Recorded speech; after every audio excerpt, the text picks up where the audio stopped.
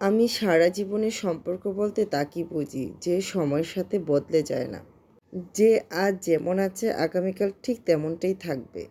দূরত্ব আসতে পারে, পরিস্থিতি বদলাতে পারে, তবুও তার অনুভূতি একই থাকবে।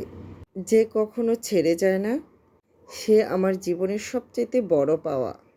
সেই পাওয়াটাকে আগলে রাখতে হয়, ভালোবাসতে হয়, যত্ন করে রাখতে হয়। আসসালামু আলাইকুম, সবাই কেমন আছেন? আশা করি সবাই খুব ভালো আছেন। আলহামদুলিল্লাহ, আমিও ভালো আছি। শুরু হয়ে যায় সকাল হলে আমার এই যে কাজগুলি প্রতিদিনই আপনাদের সাথে আমি একটু একটু করে শেয়ার করি। তো প্রতিদিনের একই রুটিন তো আর প্রতিদিন শেয়ার করা হয় না, যদিও প্রতিদিনের রান্নাগুলি শেয়ার করি। তো সকালবেলা এই যে ঘুম থেকে উঠে নামাজ পড়ি, তারপরে নাস্তা তৈরি করি, মেয়েকে ছেলেকে খাইয়ে স্কুলে নিয়ে যাই। তো এই রুটিনটা আমার প্রতিদিনই একই নিয়মে চলে। রোজার মধ্যে তো রুটিনটা একটু ব্যতিক্রম ছিল, তো ঈদের পরেও সেই রুটিনটা ফিরে আসতে একটু সময় লাগলো, কারণ রোজা, তারপরে ঈদের পরে আবার সেই রোজা আসলো, মানে 6 রোজা। তো আলহামদুলিল্লাহ সবগুলি রোজাই সুন্দর মতো পালন করতে পারলাম। তো আজকে 6 রোজা শেষ, মানে তো আল্লাহর কাছে শুকরিয়া যে এত সুন্দর করে রোজাগুলি রাখার পরে আবার সে একই রুটিনে আমি চলে গেলাম। তো সেই প্রতিদিনের মতো সে ব্যস্তময় জীবন আসলে 10 মিনিট এদিক সেদিক হলে আমার ওই 10টা মিনিটের সময়ের সাথে আমি মিলাতে পারি না। তো আমি হচ্ছে একজন ব্যস্তময় মা, যা সর্বক্ষণ সংসার সন্তানকে নিয়ে আমার ঘিরে থাকে আমার জীবন।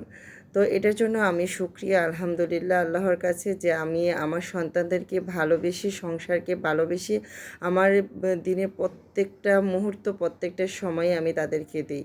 তো যাই হোক, কথা বলতে বলতে কিন্তু কাঁচা কলা, মানে কলা দিয়ে মাছ দিয়ে রান্না করলাম। তারপরে হচ্ছে আমার শাশুড়ি মায়ের থেকে শেখা এই পাট শাকটা, আমি এটা আসলে যতবারই সিজন আসলে রান্না করি আর আমার শাশুড়ি মায়ের কথা মনে পড়ে যে এটা আমি তার কাছ থেকেই শিখেছিলাম। বেশি করে পেঁয়াজ রসুন একদম ফোড়ন দিয়ে, কাঁচামরিচ দিয়ে রান্না করাটা, এটা খাওয়ার পরে যে কি মজা, মানে আমি আমার শাশুড়ি মায়ের কাছ থেকে শিখেছি। তো আল্লাহ আমার শাশুড়ি মাকে ব্যস্ত নসিব করুক, দোয়া করি, কারণ তার কাছ থেকে আমি এই শাকের রেসিপিটা শেখার পরে আমি তার মতোই রান্না করার চেষ্টা করি। যদিও তার মতো না হলেও কিছুটা হয়, তো এটা আমি খেতে বেশ পছন্দ করি, খুবই ভালো লাগে। কিন্তু আমার বাবার বাড়িতে আমরা এরকমভাবে কখনো খাইনি। তো আমি আমার শ্বশুরবাড়িতে এসে আমার শাশুড়ি মায়ের কাছ থেকে শিখেছিলাম।